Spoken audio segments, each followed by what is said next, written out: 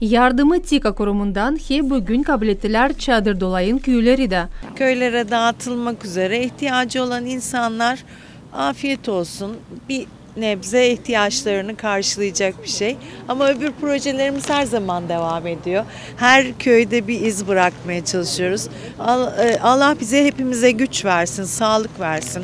Kardeşliğimiz olduğu sürece hep birbirimize yardım ederiz. Güzel projeler yaparız. İhtiyaçlarımızı birlikte düşünürüz. Nasıl yapacağız, nasıl kapatacağız diye. Hepinizin Paskalyasını da kutluyorum. Burada olduğunuz için de teşekkür ediyorum. Primarlar şükür ettiler TİKA Agenstosunu yardım için. İleri doğru işleyelim bile.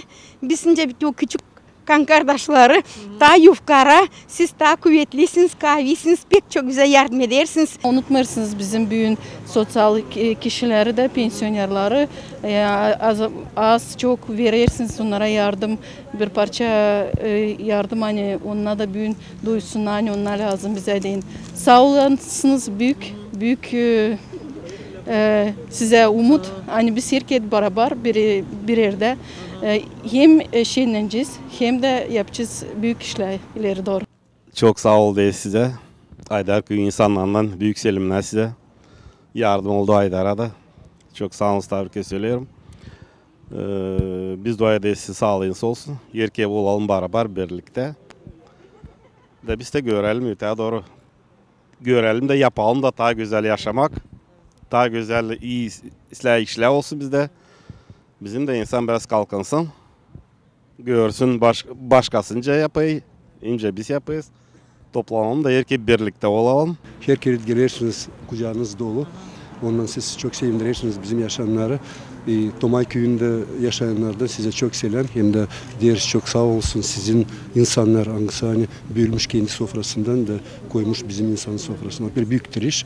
Bizim şimdi insan biraz zor vakitte şimdi yaşıyor. Bu krizislerin, pandemiyle her türlü işler toplandı insanın başına da var bizde zorlar hani bu yardımınıza çok sevinçliler. Bu yardım geldi Tursa'dan sizin TİKA'dan sizde de büyük yoğurtu Ramazan ayının yoğurtusu bizde de birkaç günden bu yoğurt var bir yoğurtumuz bizim. O işin bu yardımı hani kabul edeceğiz büyük sizden pay edeceğiz büyük yaştan insanlara kalabalık ailelere pay edeceğiz yatalak insanlara. Var insanlar hani görmeyle onlara уже vereceğiz. Onlar çok seviniyorlar. Sizde de bu yoğurtunu biz de isteyiz sizin Türk insanını kutlama. Kim burada Moldova'da, kim Türkiye'de, kim başka devletle de hepsini kutlama. Sizin insanlar hani olsun hepsini sağlayacağı. Valkaneж dolayında da hep yardımı kabul ettiler insanlar. Angıları buna çok sevindiler. Общее количество, которое попадает на наш Вулканежский район, это 500, но это сюда входит и Вулканешты, и Тулия, Чешмекё, и Карбалия.